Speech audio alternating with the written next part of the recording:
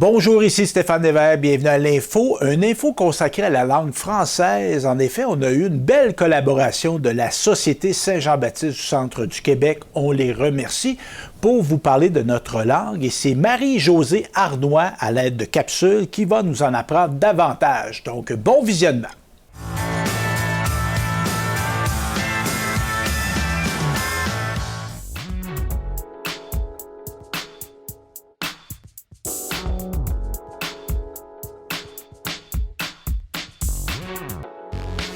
Bonjour, ici Marie-Josée Marino-Arnois et bienvenue à cette émission Le français, j'en prends soin. Aujourd'hui, nous allons élaborer la capsule sur le schéma de la communication et nous verrons comment ce concept peut nous aider à améliorer notre français. Comprendre le schéma de la communication est crucial pour échanger efficacement nos idées et nos informations. Je vais vous expliquer donc les éléments clés qui constituent le schéma de la communication, dont l'émetteur, le récepteur, le message, le canal, le code et le contexte. En maîtrisant ces concepts, vous pourrez améliorer votre capacité à transmettre et à recevoir des messages de manière claire et cohérente. Dans cette vidéo, j'explorerai avec vous les différents éléments de la communication, comme nommé précédemment, et comment elle peut s'appliquer aussi à l'enrichissement de notre langue. Ce contenu a pour intention de soutenir votre compétence à communiquer tant à l'oral qu'à l'écrit. En comprenant et en appliquant ces concepts, vous pouvez non seulement améliorer votre communication en français, mais aussi devenir un locuteur efficace et persuasif. Les autres n'auront qu'à bien se tenir puisque vous pourriez devenir un locuteur redoutable. Pour cette capsule, je vais utiliser le schéma de la communication de Jacobson. Ce schéma met en évidence le fonctionnement de la communication. Pour faciliter sa compréhension, je vais comparer la communication au baseball. Dans une partie de baseball, nous avons besoin au minimum d'un lanceur et d'un receveur qui jouent dans la même équipe. Le lanceur, c'est l'émetteur. C'est lui qui lancera la communication en prenant la parole. Le receveur joue le rôle du récepteur. C'est lui qui sera à l'écoute de l'émetteur. Les deux joueurs s'échangent donc les rôles lors d'une conversation. Le récepteur prendra le rôle de l'émetteur en répondant et vice-versa. Il arrive que la communication entre l'émetteur et le récepteur ne soit pas efficace. Ceci peut être dû à 4 interférences possibles liées aux éléments essentiels de la communication, qui sont, premièrement, la clarté du message, deuxièmement, l'adaptation au contexte, troisièmement, la prise de contact et quatrièmement, l'utilisation du code. Une interférence dans la communication pourrait se comparer à un batteur de l'équipe adverse qui empêche la communication d'être efficace. Voyons un peu ce que ça donne. Prenons le cas où il y a de l'interférence à propos du message à livrer. Pour qu'un message soit clair, le récepteur a besoin de certaines informations pour bien le recevoir afin de pouvoir entrer en relation.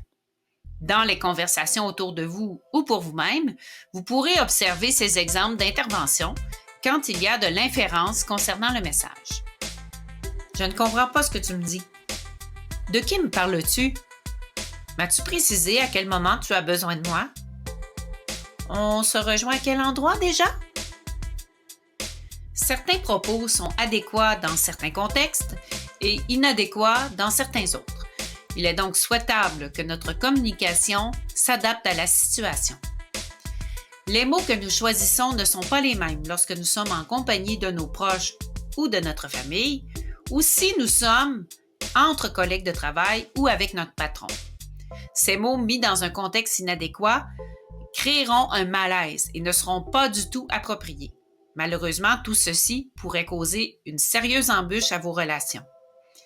Le langage sera complètement différent dans les deux cas comparés ici, assister à un souper entre amis ou être présent à un entretien d'embauche. Il serait bien mal vu de dire en entrant dans la salle pour l'entretien d'embauche « Salut, ça roule? Quoi de neuf? » Il peut arriver que nos conversations rencontre de l'interférence à cause de problèmes de contact. Une difficulté avec cet aspect se manifeste quand il y a une distorsion entre ce qui est dit et ce qui est entendu. Un problème de contact pourrait se manifester par les exemples suivants. Une coupure de réseau lors d'une conversation téléphonique ou lors d'une rencontre en visioconférence. Être dans un endroit bruyant ou lorsque votre adolescent a ses écouteurs sur les oreilles et que vous tentez désespérément de l'inviter à venir souper. Oups, ça coupe. Ton micro est fermé. Peux-tu répéter? Il y a beaucoup trop de bruit. Enfin, il arrive que notre communication subisse une interférence sur le code. Le code, ce sont les mots que nous utilisons. C'est aussi la manière d'organiser nos idées pour les faire comprendre à l'autre. On pourrait comparer un problème de code à une mauvaise clé qu'on tente d'insérer dans une serrure. Par exemple, vous accueillez un nouvel employé immigrant dans votre service et la personne ne comprend pas du tout les mots en français que vous lui dites. Encore, vous êtes chez votre médecin et il utilise des termes scientifiques pour expliquer votre mal dans des mots qui vous sont complètement incompréhensibles. Certaines expressions font partie du jargon d'une équipe de travail, comme les acronymes. Il est parfois ardu de tout comprendre les subtilités au moment d'intégrer un nouveau service ou une nouvelle entreprise. Vous souffrez d'hypercholestérolémie. J'ai besoin de ce dossier ASAP. Finalement, afin d'assurer des échanges verbaux de qualité, il faut tenir compte de nos 4 paramètres de la communication, le message, le contexte, le contact et le code. Un autre facteur s'ajoute à ces paramètres, c'est l'état émotionnel des interlocuteurs. Les émotions viennent étonnamment teinter notre manière de transmettre nos idées, plus que l'on croit. Merci beaucoup d'avoir suivi cette capsule qui est dédiée au schéma de la communication. J'espère que vous comprenez mieux les différents éléments du schéma de la communication et comment elles peuvent s'appliquer dans des communications plus efficaces. En maîtrisant ces concepts, vous pourrez améliorer votre capacité à transmettre vos idées et vos émotions par le fait même dans des messages qui sont cohérents. Comme vous l'avez compris, le schéma de communication comprend plusieurs éléments qui ont été énumérés, dont l'émetteur, le récepteur, le message, le canal, le code, le contexte, et j'ai ajouté en tout dernier lieu les émotions qui ne sont pas à négliger. En prenant conscience de ces paramètres de la communication, vous venez atténuer les malentendus qui peuvent arriver dans toutes vos relations. Alors, je vous souhaite de vivre de belles communications réussies.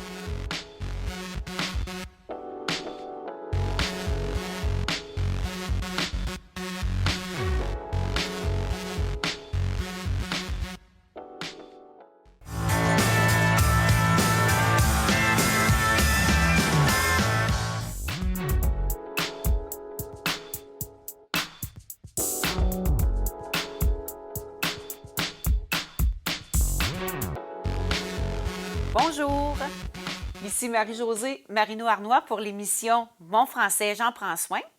Aujourd'hui, je vous présente la capsule qui portera sur le jeu et le loisir comme moyen pour améliorer notre français.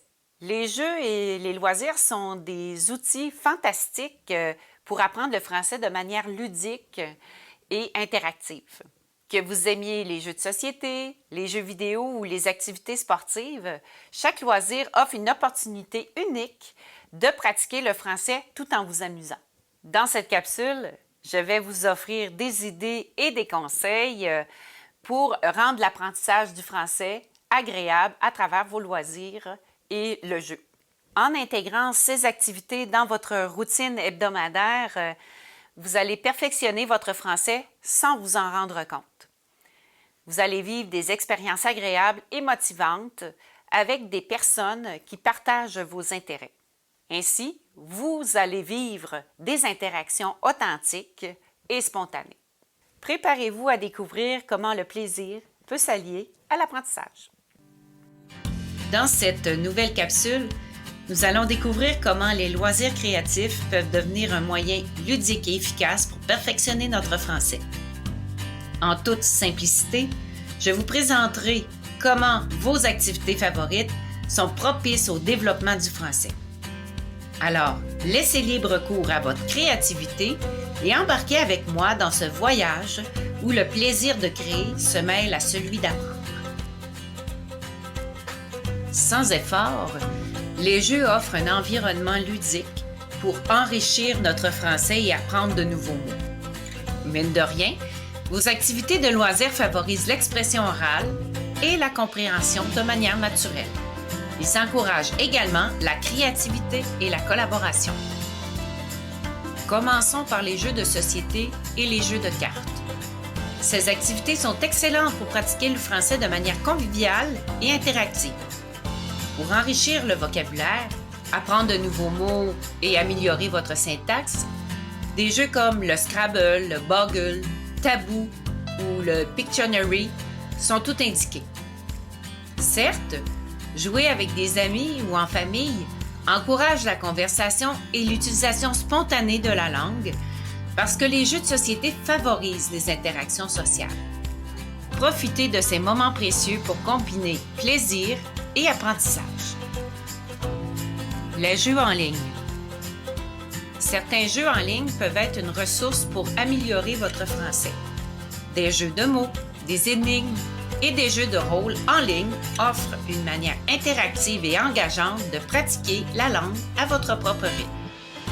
Ces activités permettent également de se connecter avec d'autres francophones selon les plateformes et ainsi enrichir votre culture. En ce qui a trait aux jeux vidéo précisément, certains de ceux-ci offrent une immersion complète dans des environnements francophones.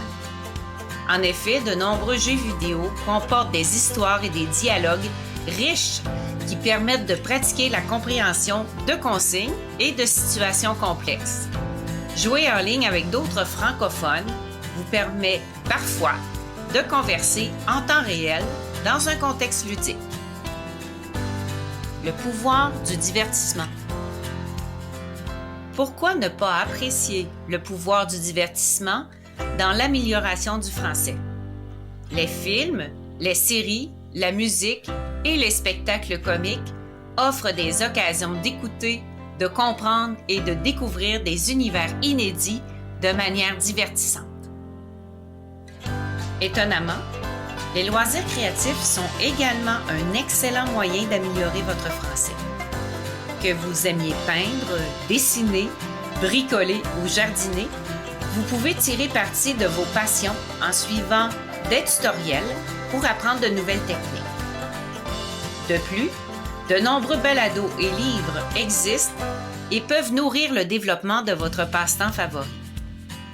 Cela améliore votre art tout en enrichissant votre vocabulaire.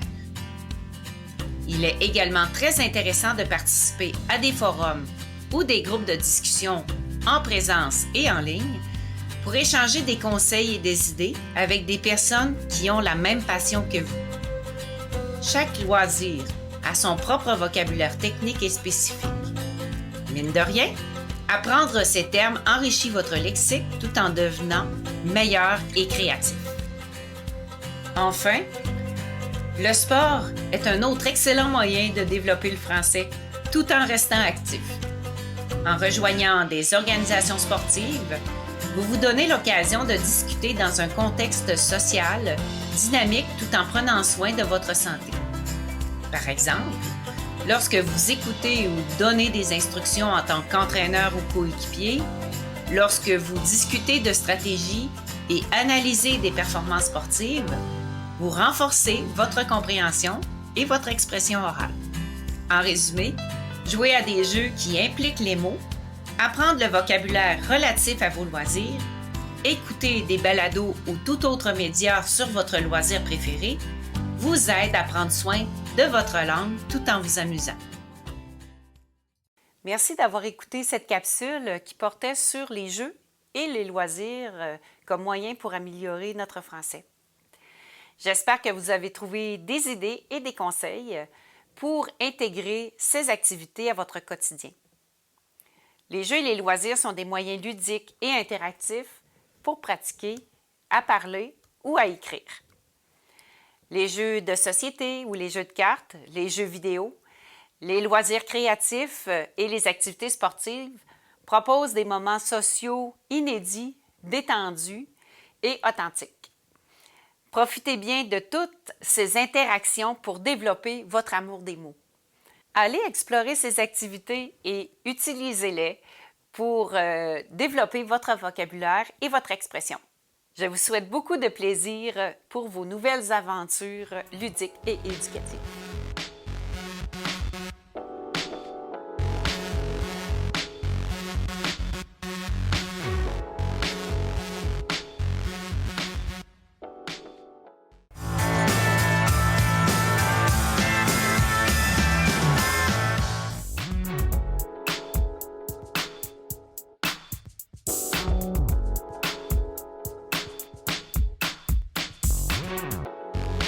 Bonjour, ici Marie-Josée Marino-Arnois pour l'émission Mon français, j'en prends soin. Bienvenue dans cette capsule qui traitera des arts et de la culture comme moyen pour perfectionner notre français. Les arts et la culture sont une source d'inspiration infinie qui peuvent aider à améliorer votre vocabulaire, entre autres, votre compréhension et affiner vos connaissances générales.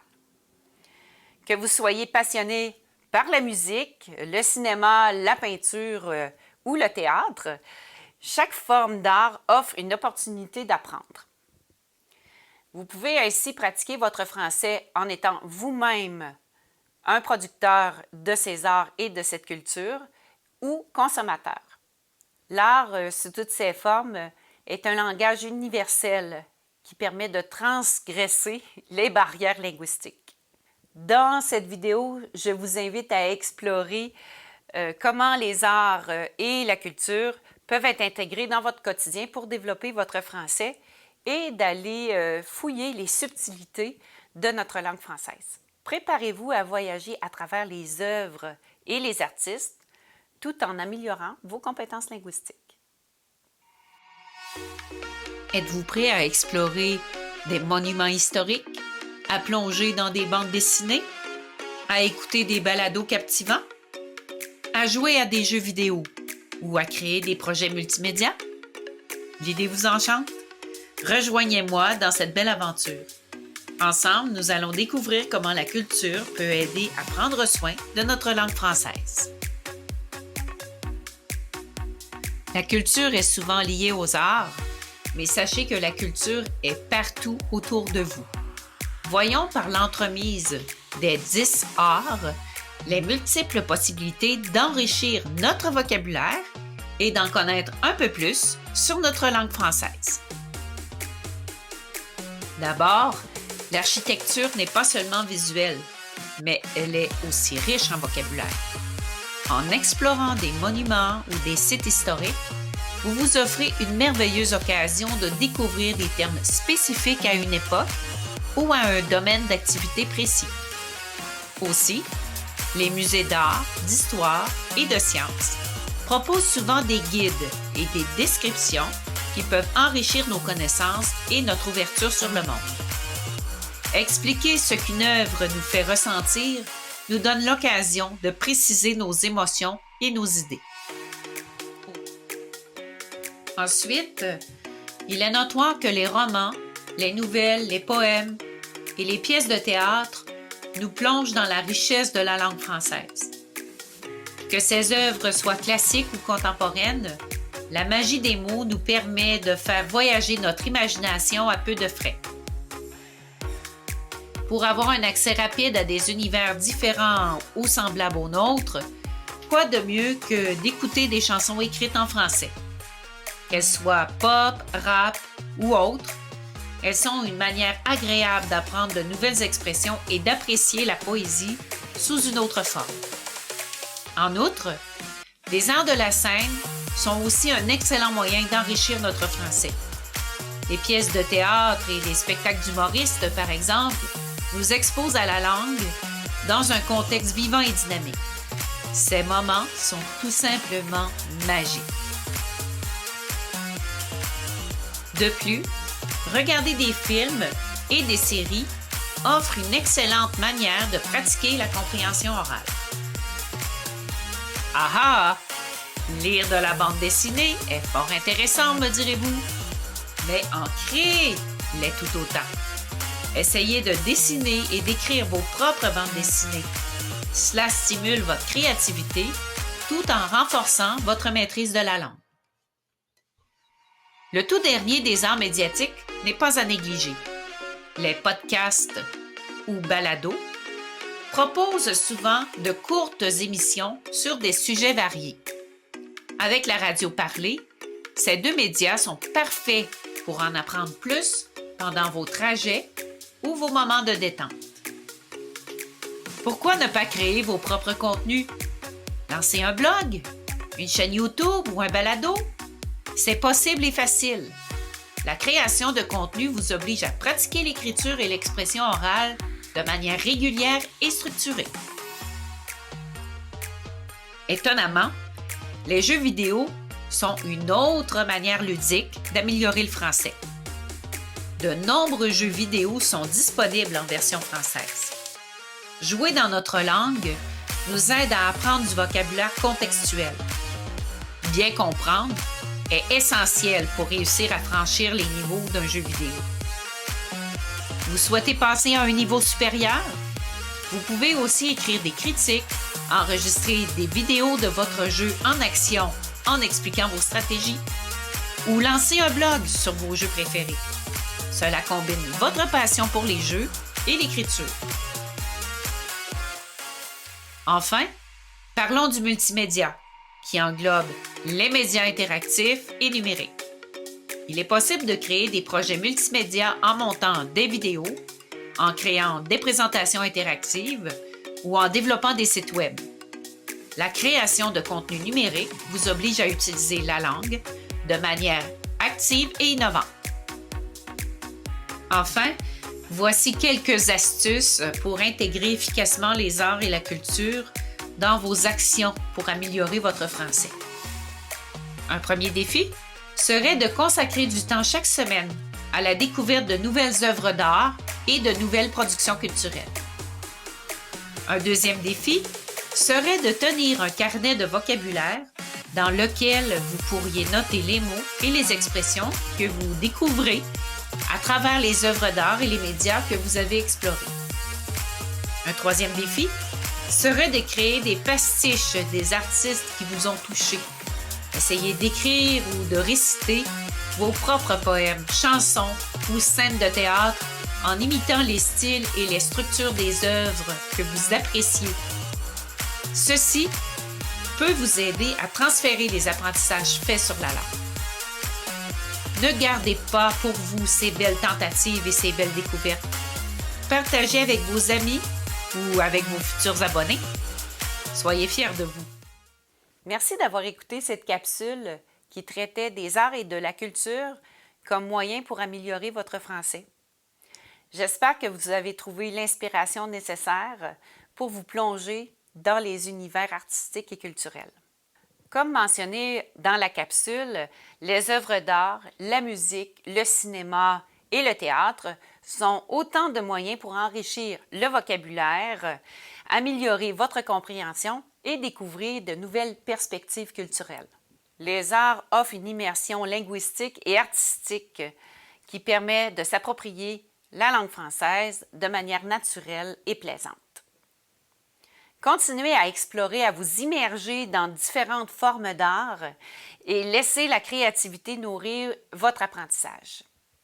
Je vous souhaite de vivre prochainement de merveilleuses découvertes artistiques et culturelles.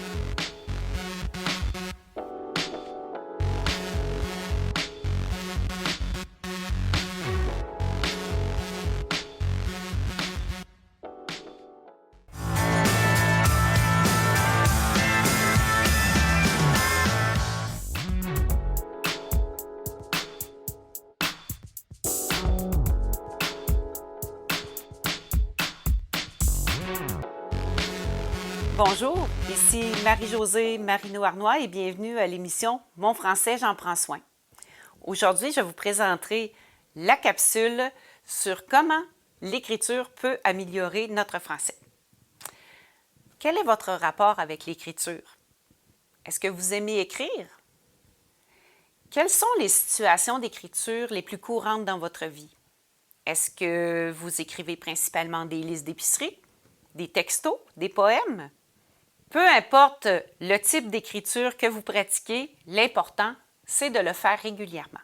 Ce qui est certain, c'est que l'écriture est un outil puissant qui nous permet de structurer nos idées, d'explorer sa créativité et de perfectionner certaines compétences linguistiques. En pratiquant l'écriture régulièrement, vous pouvez améliorer votre orthographe, votre grammaire et votre style d'auteur. C'est un exercice qui est complet, qui fait travailler plusieurs aspects de la langue française. Par exemple, si vous tenez un journal intime, c'est une excellente manière de réfléchir sur vos journées tout en pratiquant votre écriture.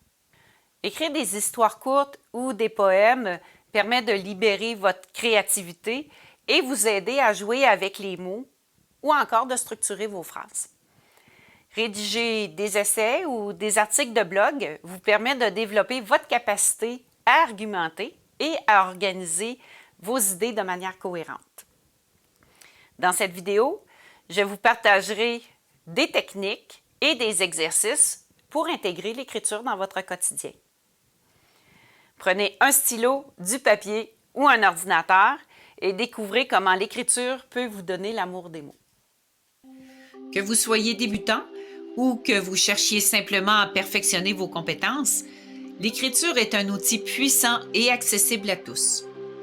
Dans cette vidéo, nous allons explorer comment pratiquer régulièrement l'écriture peut non seulement enrichir votre vocabulaire, mais aussi renforcer votre grammaire, améliorer votre orthographe et affiner votre style.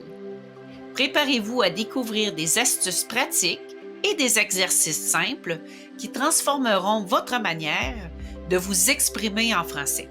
Alors, prenez un stylo, du papier ou un clavier et plongeons ensemble dans cet univers fascinant de l'écriture.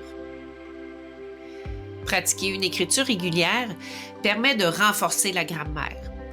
En effet, c'est en écrivant que nous mettons en pratique les règles grammaticales et nous nous entraînons à construire des phrases correctes. Plus nous écrivons, plus ces règles deviennent naturelles. Aussi, l'écriture fréquente favorise l'enrichissement du vocabulaire. Écrire nous pousse à rechercher de nouveaux mots pour exprimer au mieux nos idées de manière précise et variée. Les dictionnaires papier ou numériques, ainsi que de multiples ressources en ligne sont à votre disposition. De plus, l'écriture nous aide à organiser nos pensées de manière claire et cohérente. La clé pour s'améliorer est la pratique régulière. On ne le dira jamais assez. Se donner des objectifs d'écriture quotidiens ou hebdomadaires contribue à l'émergence d'idées. Il existe de nombreux types d'exercices d'écriture pour améliorer votre français. Tenir un journal, par exemple, écrire un poème ou écrire des articles pour un blog en s'inspirant de vos expériences, vos pensées et vos sentiments sont d'excellents moyens de pratiquer. Cela vous permet ainsi d'écrire de manière libre et spontanée. Et pourquoi pas jouer avec les mots en inventant la signification d'acronymes ou même en inventant de nouveaux mots. Une autre idée est de créer des lipogrammes en s'interdisant d'utiliser une lettre ou une autre. Un des meilleurs moyens de prendre soin du français en écrivant est de lire beaucoup. La lecture et l'écriture vont de pair. Lire des livres, des articles, des chroniques pour voir comment les auteurs expriment, eux, leurs idées. Enfin, voici quelques astuces pour prendre soin de votre écriture. Au moment d'écrire, préférez les phrases courtes, ainsi, les accords seront moins difficiles à repérer. Profitez des outils en ligne comme les correcteurs grammaticaux et les dictionnaires numériques. Ces outils de référence, disponibles au bout d'un clic, et les personnes qui vous entourent, peuvent aider grandement à repérer les erreurs et à trouver les mots justes. Relire et corriger les textes que l'on écrit en cherchant les erreurs grammaticales, les répétitions et les incohérences sont de bons moyens d'apprendre et de s'améliorer. Comme l'expression le dit si bien, c'est en forgeant qu'on devient forgeron. Merci d'avoir écouté cette capsule sur l'écriture comme moyen pour améliorer notre français. J'espère que les techniques et les exercices qui ont été partagés vous aideront à intégrer cette activité dans votre quotidien pour améliorer votre français. Rappelez-vous que chaque mot que vous utilisez est la prochaine étape pour une meilleure maîtrise de votre langue. Que ce soit à travers les journaux, des histoires, des essais, des poèmes que vous avez écrits, l'écriture vous permet de structurer vos pensées, d'explorer votre créativité et de perfectionner vos compétences linguistiques. N'hésitez pas à expérimenter des différents styles, différents genres ou formats d'écriture pour trouver ce qui vous inspire le plus. Continuez à écrire, à exprimer vos idées par écrit.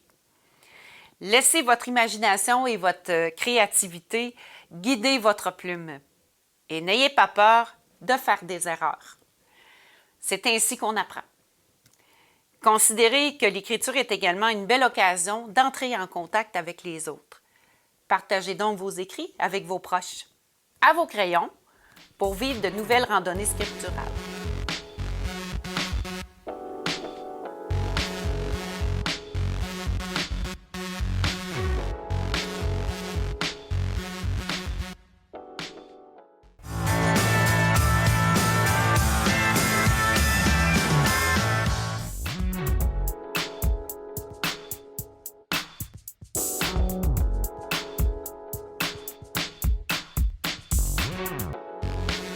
Bonjour, ici Marie-Josée Marino-Arnois et bienvenue à l'émission Mon français, j'en prends soin.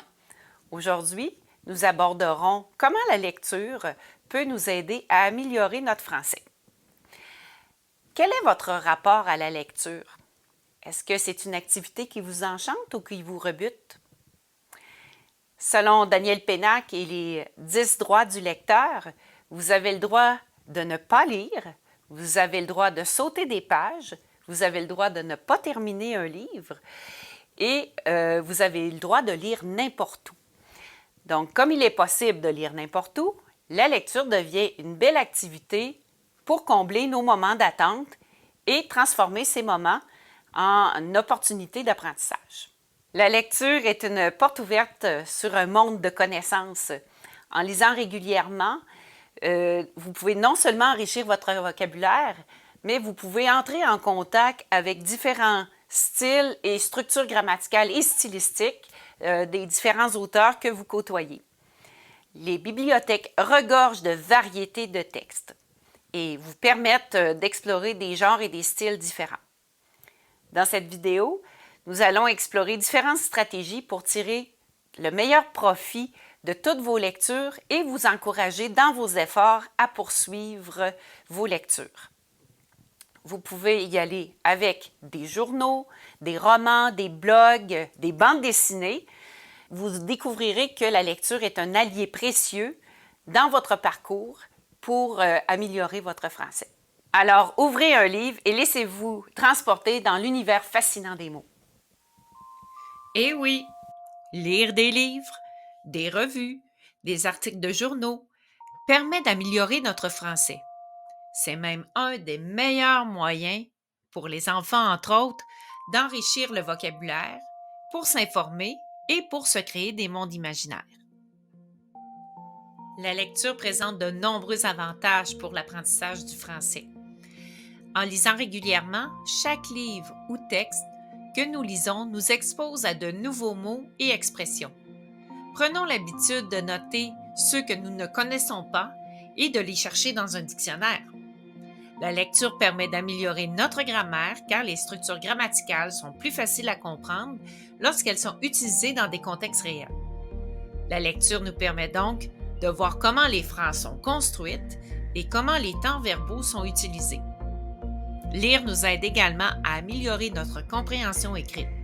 Plus nous lisons, plus nous nous habituons aux tournures de phrases et au style d'écriture. Mais comment choisir les bons livres? Voici quelques conseils. Il est primordial de choisir des livres adaptés à notre niveau de lecture. Si vous êtes plutôt débutant, commencez par des livres plus simples, tels des bandes dessinées. Pour les niveaux intermédiaires et avancés, choisissez des romans ou des essais. Aussi, pour alimenter votre plaisir de lire, je vous propose de vous tourner vers des sujets qui vous intéressent et vers des textes dont le style vous rejoint. Que vous aimiez les romans policiers, la science-fiction, la romance ou les biographies, l'important est de lire des sujets qui vous passionnent. Cela rendra la lecture plus agréable et vous serez plus motivé à continuer. Utilisez ce que vous aimez regarder à la télévision ou au cinéma pour vous guider dans vos choix de lecture. Une fois bien lancé, prenez le risque de varier les genres. N'hésitez pas à explorer différents genres littéraires. La diversité des lectures vous expose à différents styles d'écriture et enrichit votre culture générale. Toutes les lectures sont bonnes, autant que le sujet vous intéresse. Voici d'autres astuces pour tirer le meilleur parti de vos sessions de lecture, qu'elles soient sur un support papier ou sur un support numérique. Il est intéressant de noter les nouveaux mots et les expressions intéressantes. Vous pourrez ainsi relire vos notes régulièrement pour consolider vos apprentissages et les réutiliser dans des conversations. Parfois, selon les municipalités, il est possible de rejoindre des clubs de lecture. Sinon, pourquoi pas en créer un si ça n'existe pas? Il y a beaucoup de plaisir à retirer de discuter des livres qu'on a lus avec des amis.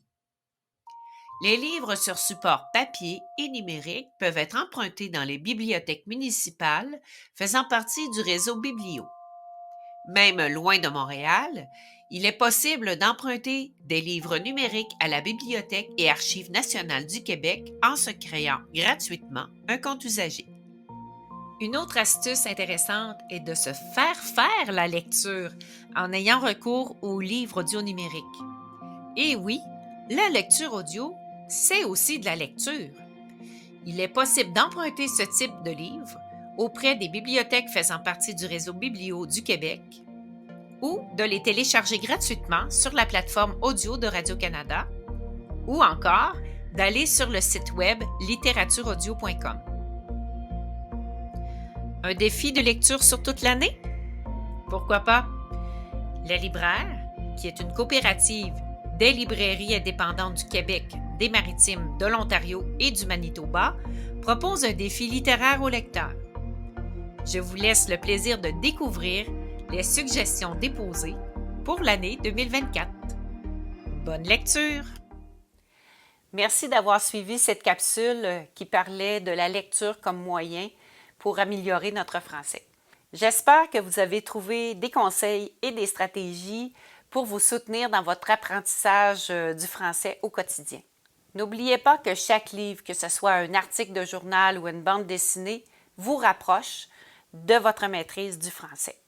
Comme nommé dans la capsule, la lecture vous permet d'enrichir votre vocabulaire, d'améliorer votre compréhension et de découvrir des univers et des perspectives différentes. Chaque type de lecture a quelque chose de précieux à offrir. Alors, continuez à explorer les pages des livres qui vous intéressent et laissez-vous emporter par la magie des mots. Je vous souhaite de nombreuses découvertes littéraires.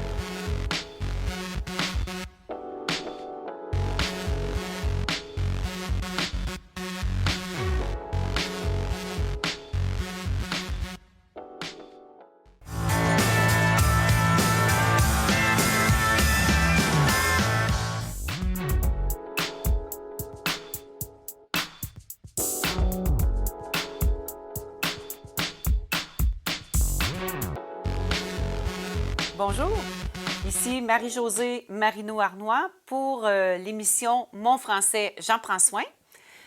Aujourd'hui, je vous parle de la capsule qui portera sur comment la phrase est structurée. Comprendre et maîtriser la structure de la phrase est essentiel pour communiquer efficacement en français. En apprenant comment la phrase est construite, vous pouvez améliorer votre grammaire, votre syntaxe et votre capacité à exprimer des idées complexes. La structure de la phrase en français peut parfois sembler déroutante, mais avec les bonnes techniques et une pratique régulière, vous pouvez développer une compréhension approfondie de tous ces mécanismes. Dans cette vidéo, je vous guiderai à travers les éléments clés de la structure de la phrase, en vous offrant une explication concrète sur l'organisation des mots dans une phrase. Donc, je vais vous parler du sujet, du prédicat et du complément de phrase. Cette explication vous permettra de mieux structurer vos phrases de manière à ce que vos idées soient fluides et cohérentes et de permettre à votre communication d'être plus précise et élégante. Alors, plongeons ensemble dans les subtilités de la langue française. Le modèle de la phrase de base s'organise avec 3 constituants: le sujet, le prédicat et le complément de phrase. Le sujet et le prédicat sont des constituants obligatoires, ce qui veut dire qu'une phrase ne peut pas être complète sans ces 2 éléments. Le complément de phrase est facultatif, c'est-à-dire qu'il peut être retiré sans nuire à la compréhension. Toutefois, le complément de phrase apporte des informations précieuses pour préciser notre idée. Prenons la phrase suivante pour mieux comprendre le fonctionnement de la catégorisation des constituants. Mon cousin regarde la télévision durant la soirée. Faisons d'abord un premier classement. Nous vérifierons ensuite si notre hypothèse est la bonne. Je fais déjà l'hypothèse, donc, que ma phrase s'organise de la manière suivante. Sujet, mon cousin. Prédicat, regarde la télévision. Complément de phrase, durant la soirée. Allons vérifier mes hypothèses avec les manipulations syntaxiques. Il nous faut au minimum 2 manipulations syntaxiques pour vérifier si la catégorisation est juste. Voici 4 tests que nous pouvons faire pour identifier le sujet d'une phrase. Le premier test est l'encadrement. Il est possible d'encadrer par « c'est qui » le sujet. C'est mon cousin qui regarde la télévision. Le deuxième test est le remplacement par un pronom. Il est possible de remplacer mon cousin par le pronom personnel « il ». Troisième test, le déplacement. Étant donné que le sujet est un groupe obligatoire, le sujet ne se déplace pas. Il n'est pas possible de dire « regarde la télévision durant la soirée, mon cousin ». Même chose pour le quatrième test, l'effacement. Le groupe obligatoire ne peut pas s'effacer. Je ne peux pas dire « regarde la télévision durant la soirée » simplement. Voici maintenant les 4 tests que nous pouvons faire pour définir le prédicat d'une phrase.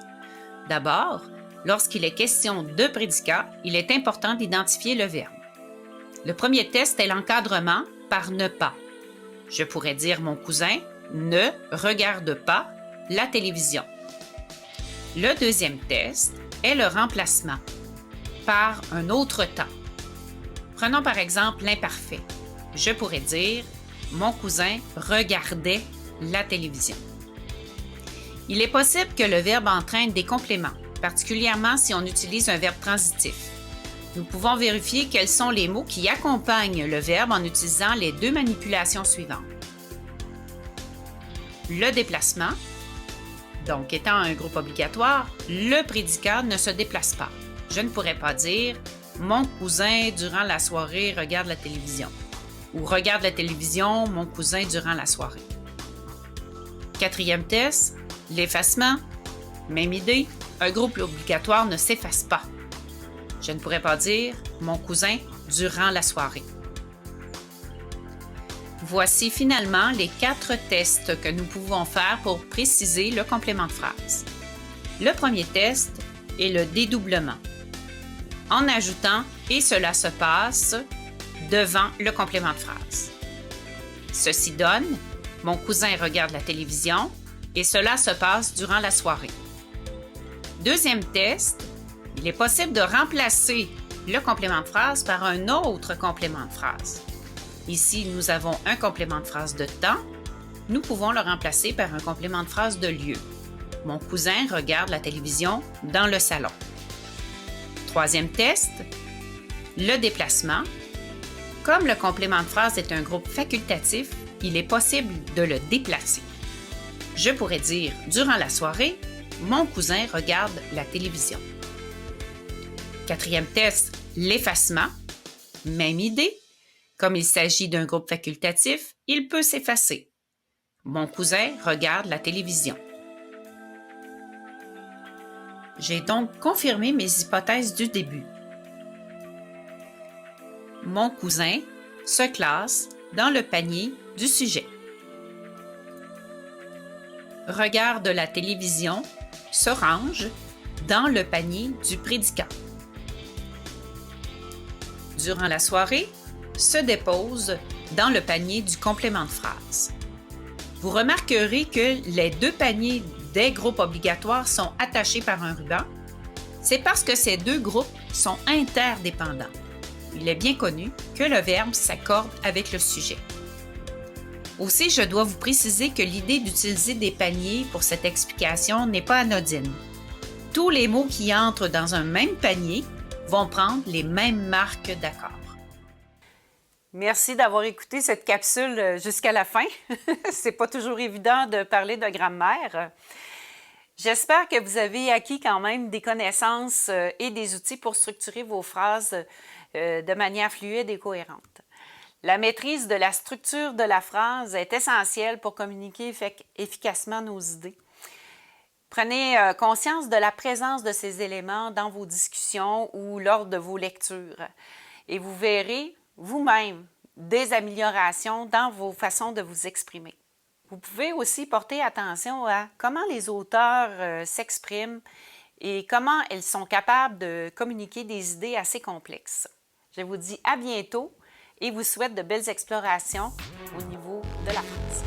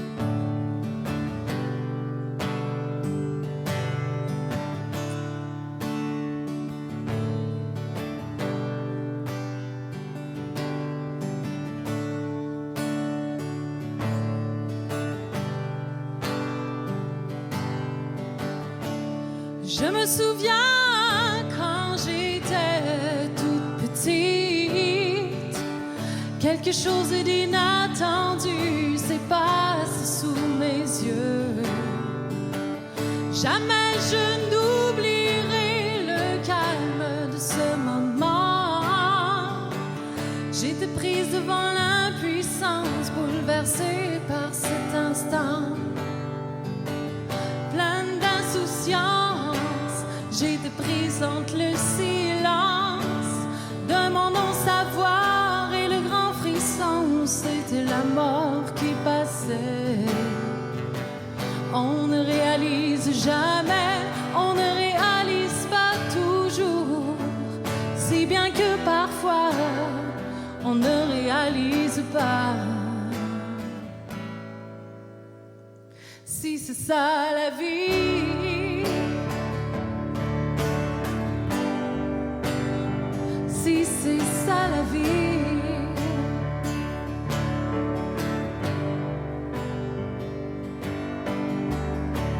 Quand est venu le temps de laisser couler la vie dans mes veines, je craignais l'hésitation et ce grand désir d'évasion. Il y avait quelque chose qui me disait que la vie était belle. Quelque chose de grand s'offrait et m'ouvrait grand ses ailes. Pleine d'insouciance, j'étais prise entre le silence de mon non-savoir et le grand frisson. C'était l'amour qui passait. On ne réalise jamais, on ne réalise pas toujours, si bien que parfois on ne réalise pas. Si c'est ça la vie, si c'est ça la vie,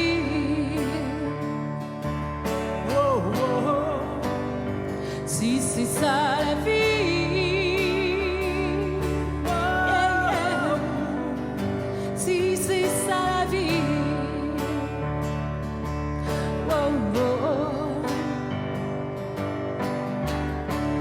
Le temps vient, oh le temps passe, et tous ces moments précieux de vie qui nous dépassent, il suffit de les saisir, de les apprivoiser.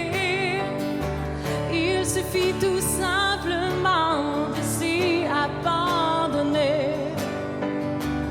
Pleine de confiance, j'irai briser le silence de mon non-savoir et le grand frisson. Avec le temps, tout s'arrange. On ne réalise jamais, on ne réalise pas toujours, si bien que parfois on ne réalise pas.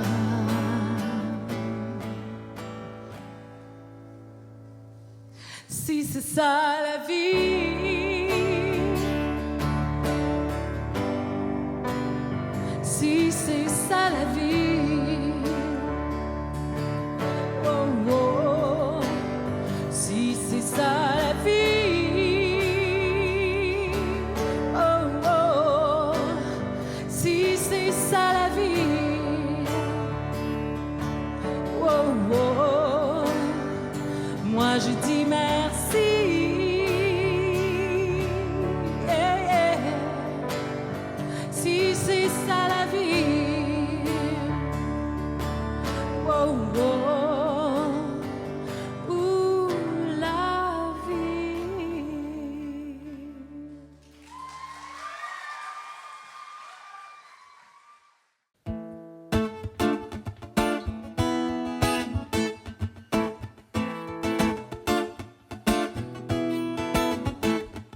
Il est où le bonheur? Il est où? Il est où? Il est où le bonheur? Il est où? Il est où? J'ai fait l'amour, j'ai fait la manche, j'attendais d'être heureux. J'ai fait des chansons, j'ai fait des enfants, j'ai fait au mieux. J'ai fait la gueule, j'ai fait semblant. On fait comme on peut. J'ai fait le con, c'est vrai. J'ai fait la fête, ouais. Je croyais être heureux, mais y a tous ces soirs sans potes. Quand personne sonne et ne vient, c'est dimanche soir et dans la flotte. Comme un con dans son bain, essayant de le noyer mais il flotte. Ce putain de chagrin. Alors je me chante mes plus belles notes et ça ira mieux demain. Il est où le bonheur? Il est où? Il est où? Il est où le bonheur? Il est où? Il est où? Il est là le bonheur, il est là. Il est là. Il est là le bonheur, il est là. Il est là. J'ai fait la cour, j'ai fait mon cirque. J'attendais d'être heureux. J'ai fait le clown, c'est vrai, et j'ai rien fait. Mais ça ne va pas mieux. J'ai fait du bien, j'ai fait des fautes. On fait comme on peut. J'ai fait des folies, j'ai pris des fous rires, ouais. Je croyais être heureux, mais y a tous ces soirs de Noël où l'on sourit poliment pour protéger de la vie cruelle tous ces rires d'enfants et ces chaises vides qui nous rappellent tout ce que la vie nous prend. Alors je me chante mes notes les plus belles. C'était mieux avant. Il est où le bonheur? Il est où? Il est où? Il est où le bonheur? Il est où? Il est où? Il est là le bonheur, il est là. Il est là. Il est là le bonheur, il est là. Il est là. C'est une bougie le bonheur. Ris pas trop fort d'ailleurs, tu risques de l'éteindre. On le veut le bonheur, oui, on le veut. Tout le monde veut l'atteindre. Il fait pas de bruit le bonheur, non. Il n'en fait pas. C'est con le bonheur, ouais. Car c'est souvent après qu'on sait qu'il était là. Il est où le bonheur? Il est où? Il est où? Il est où le bonheur? Il est où? Il est où? Il est là le bonheur, il est là. Il est là. Il est là le bonheur, il est là. Il est là. Où le bonheur? Il est où? Il est où? Il est où le bonheur? Il est où? Il est où? Il est là le bonheur, il est là. Il est là. Il est là le bonheur, il est là. Il est là. Il est où le bonheur? Il est où? Il est où? Il est où le bonheur? Il est où? Il est où? Il est là le bonheur, il est là. Il est là. Il est là le bonheur, il est là. Il est là.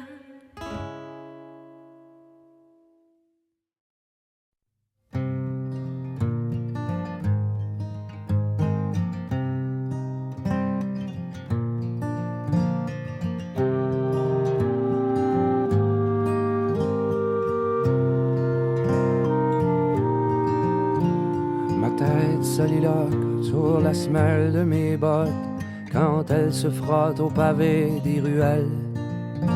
On m'a dit que le doute c'est le bon Dieu qui clignote, mais ma foi est fébrile comme une chandelle. La foule est ventriloque, à couvert on chuchote, c'est dans la pénombre que la lumière est belle. C'est dans la pénombre que la lumière est belle. Une nuit ou une vie cerne mes yeux déjà flous au reflet vert de grise et cruel. Le sel des glaciers sur la couleur de mes joues, même si personne ne nous cherche querelle. Et la gorge qui rit et les mains dans la boue, c'est dans le brouillard